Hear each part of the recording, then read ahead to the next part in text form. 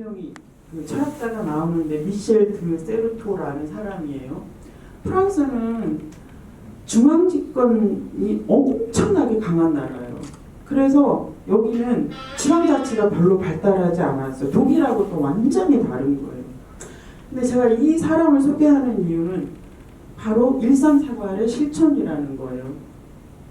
그래서 우리가 소비를 할 때도 사람을 만날 때도 이렇게 좀 어떻게 하면 지금 여기에서 우리의 삶이 온전한 삶을 사는데 도움이 되는 어떠한 실천을 할 것인가, 이게 굉장히 중요하다고 저는 생각을 하거든요.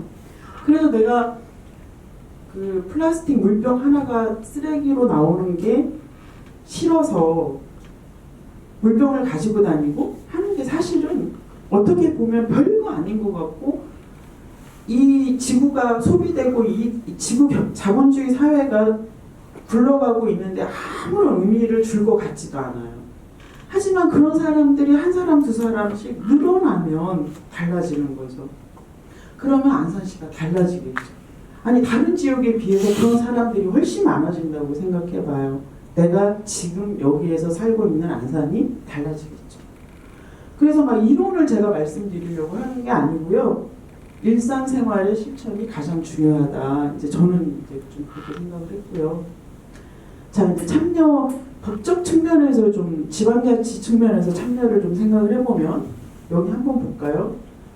정책 형성과 결정 및 집행과 과정에 공식적인 권한을 가지지 않은 주민이 그 결정 및 집행에 직접 또는 간접적으로 영향력을 행사하기 위하여 하는 일련의 행동이라고 했고, 자, 행정기관의 의사결정에 관계되는 것이며, 자, 이게 진짜 중요해요. 여기 앞에 강의한 선생님도 이거 엄청 중요하게 생각하시고 책에 막 쓰셨어요.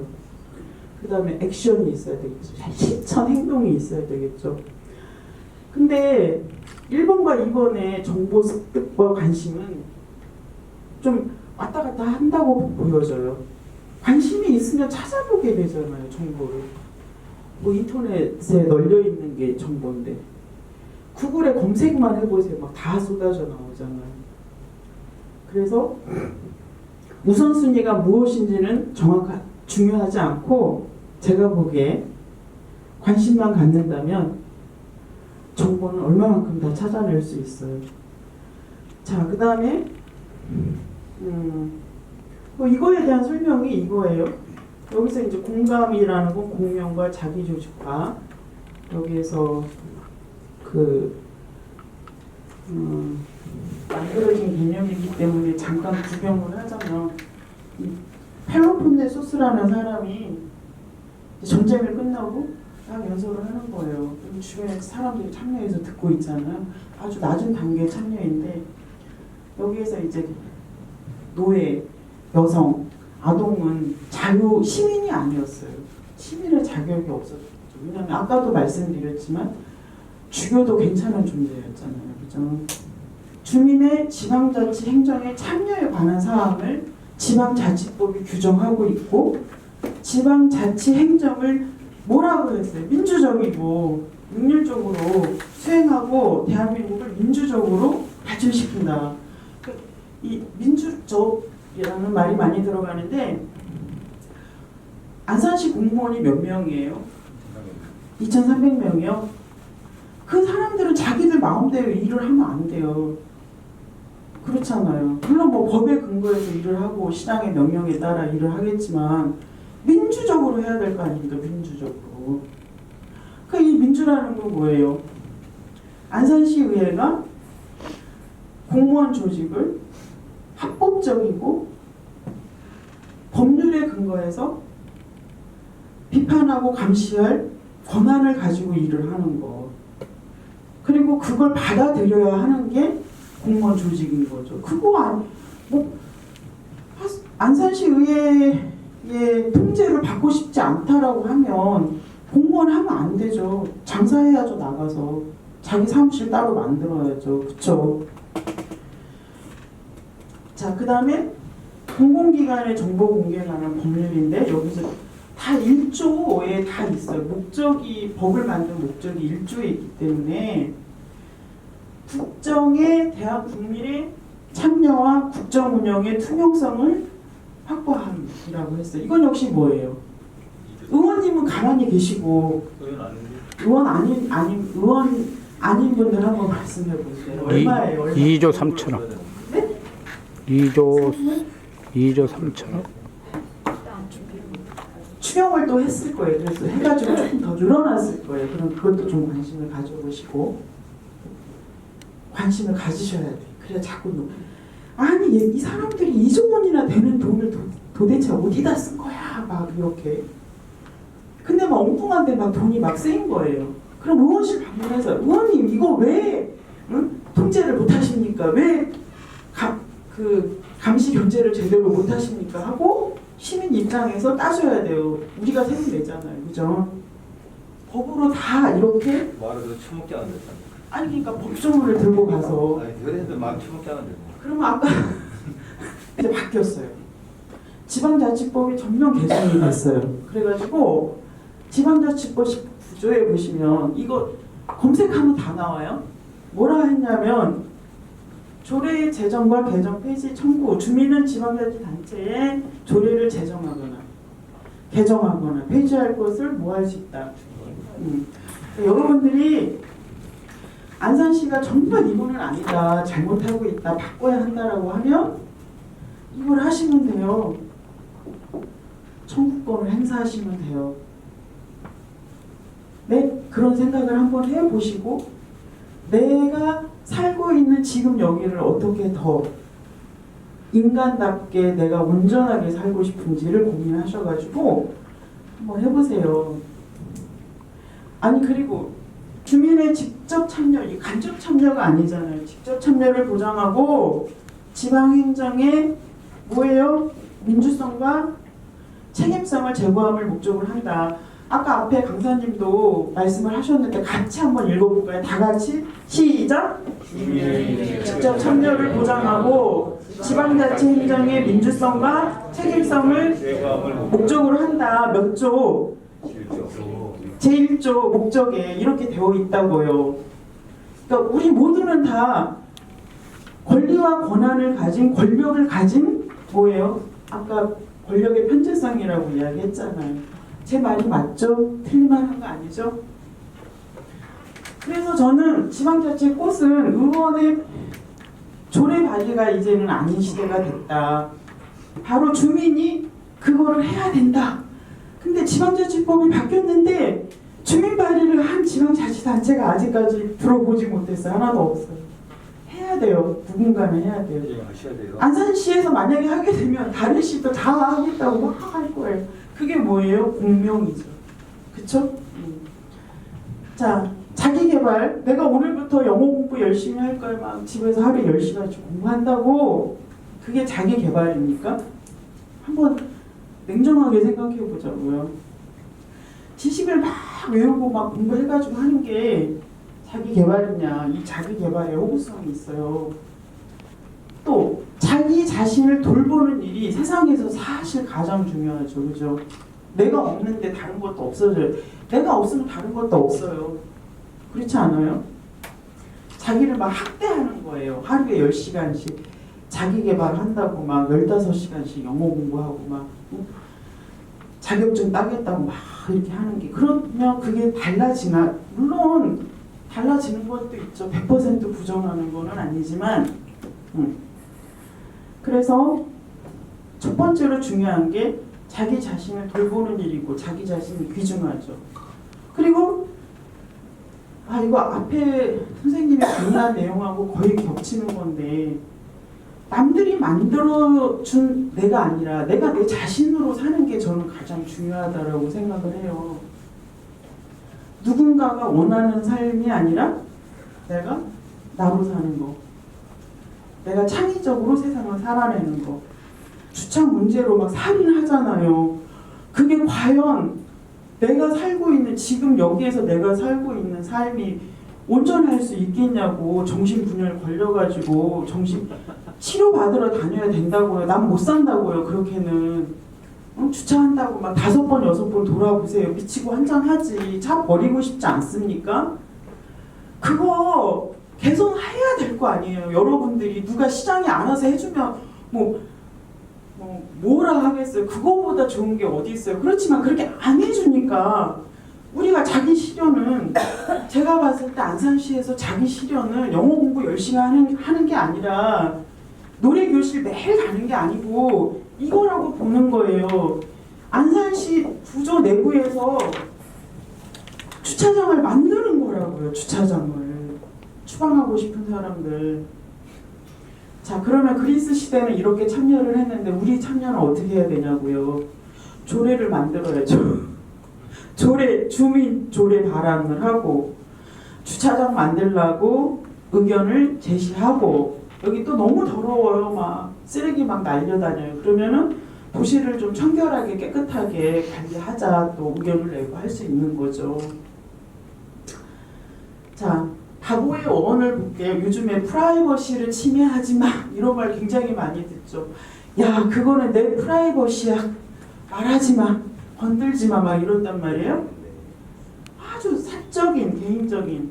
근데 이 어원을 따라가다 보면은 박탈하다라는 의미가 있어요. 박탈하다.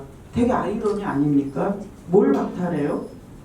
생각을 해봐야 돼요. 뭘 박탈하는지. 자, 이디오트라는 말도 또 있어요. 바보, 멍청이, 백치. 근데 이 바보, 멍청이, 백치의 반대말은 뭐예요? 천재예요? 네. 그렇죠 뭐. 완전히 사적인 사람을 바로 바보라고 해요. 그러면 이 완전히 사적인 사람의 반대말은 뭐예요? 천재가 아니잖아요. 퍼블릭한 인간인 거죠. 정치에 관심이 없는 사람을, 자기 일에만 신경 쓰는 사람을, 아까 도표 추방제 해야 되는데 그날 가서 글씨 써야 되는데 안 하는 사람이 뭐냐? 바보라는 거예요. 오늘날 말하면 투표하러 안 가는 사람이 뭐예요? 바보죠. 공공 영역이라고 하잖아요. 그래서 정치적인 건 또 공적인 거잖아요. 그죠? 자, 그 다음에 이제 이 말과 함께 굉장히 이제 대화를 하다가 야, 인간아, 너는 사람도 아니다. 막 이제 이런 말 쓴단 말이에요. 국민 또 뭐 백성, 민중 막 이런 말을 많이 써요. 근데 똑같은 사람을 대상으로 하는데 다 달라요. 뭐 인민, 뭐 어쩌고저쩌고 막 말을 많은데 이거랑 연결된 게 시티즌, 그 시민이라고 하잖아요. 시민이라는 말 안에 혁명성이 내포되어 있는 개념인 거예요. 시민은 어떻게 탄생했냐? 백성에서 시민으로 어떻게 됐냐? 혁명을 일으키면서 시티즌이라는 말이 나온 거잖아요. 때를 지나서 로마 시대에 이제 올라온인데 키케로가 이제 뭐 연설을 하는 그런 장면이라고 해요. 그것은 왕정 체계에서는 나올 수가 없죠. 왕정에서는 의회가 필요가 없잖아요, 그죠? 공화정 체계에서만 가능한 이 모습 풍경인 거잖아요.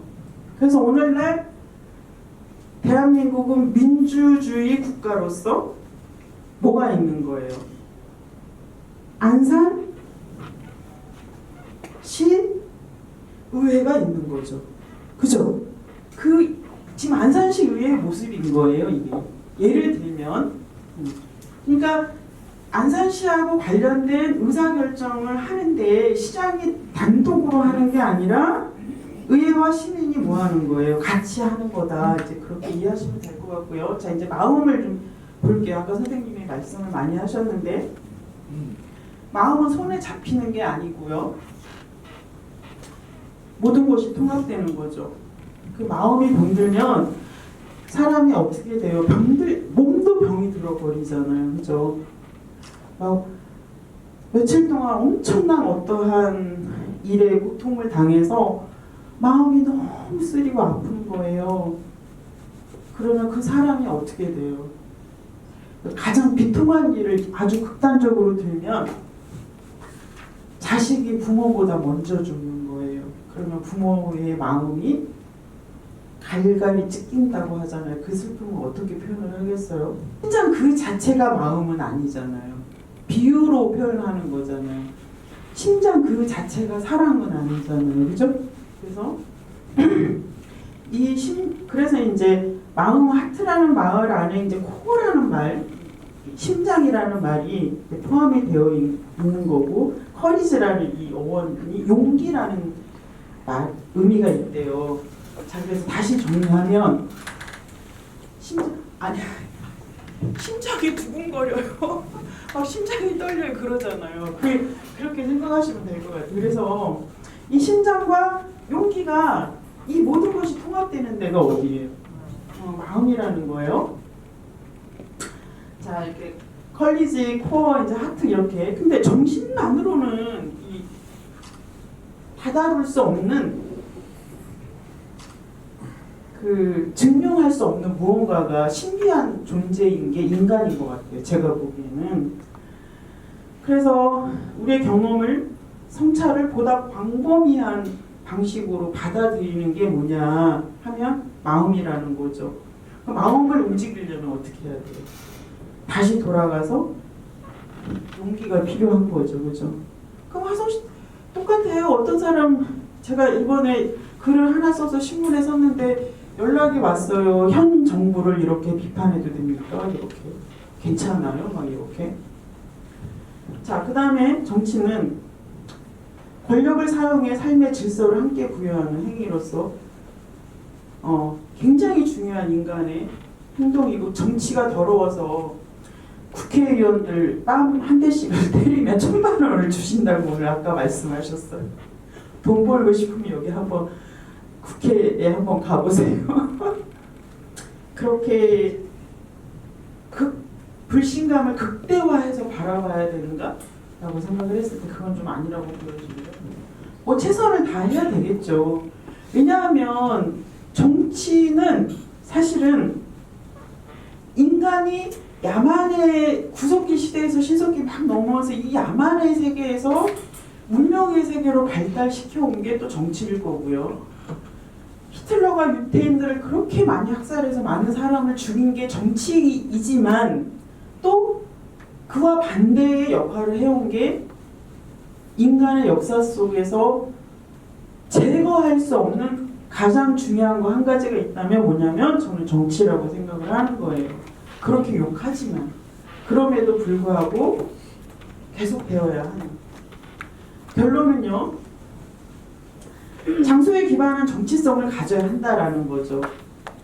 그래서 지금 여기에서 내 삶을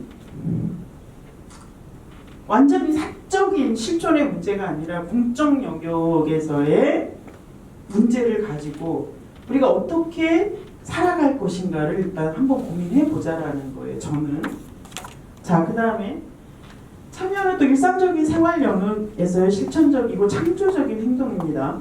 내 마음 하나만 보탠다고 되겠습니까? 뭐 그러거나 말거나 뭐 며칠 있다가 뭐 또 다시 옛날로 돌아가겠지 이게 아니라 우리가 10명이 모였어요. 내일은 50명이 되고 그 다음 날은 150명이 되고 그 다음 날은 1000명이 됐어요. 그래서 안산시 이거 지금 문제 해결해야 된다. 당신들 지금 예산 어떻게 쓰냐. 우리는 알고 싶다. 보여달라. 법에 다 보장되어 있다 하면서 요구를 하는 거예요. 그냥 10년을 잡아요. 그리고 내가 시작을 했는데 안 돼. 그럼 내 자식이 하면 되잖아요. 그럼 옆집 사람이 하면 되잖아요. 뭘 혼자 다 하려고 해요. 그렇지 않습니까? 자, 마음을 모아서 안산시가 아름다운 도시로 거듭날 수 있도록 열심히 참여를 해봅시다. 감사합니다. 강의 마치겠습니다. 어려워요. 그래서 그 속담 이런 말이 있습니다. 정치인은 전쟁을 시작하고 부자는 무기를 대고 가난한 사람은 자녀를 제공한다. 전쟁이 끝나면 정치인들은 이틀을 쯤에 악수를 하고 부자들은 생필품 가격을 올리고 가난한 사람들은 자녀의 무덤에서 울고 있는다. 이게 정치랍니다. 간단한 속담이랍니다. 이게 그래서 보시면 되고 오늘 저기 강의 잘 들었고요. 강의 들고 꼭 집에 가고 나머지 한 가지 할 수 있어요. 저는 몇십 년 전부터 집에 가면 조그만 화장실에 대야가 있습니다. 대야. 그래서 머리를 감을 때 비누 거품을 버리고 물을 받으면 핫바에서 나와요. 그걸 저는 변기에 붓습니다. 그거를 수십 년 해오고 있어요. 그러니까 내 자체가 작은 실천을 하지 않으면 변화점이 하나도 없어요. 누가 도와주지 않아요. 그건 코도 잘 빼는 것도 자기 자신이 하는 거고, 저는 이제 물 밖에서 받아가지고 그 머리를 원래 머리를 쭉 빠져야지 뭐 샴푸에 기가 없다 머리 안 빠진다며. 그래서 물을 이렇게 받아.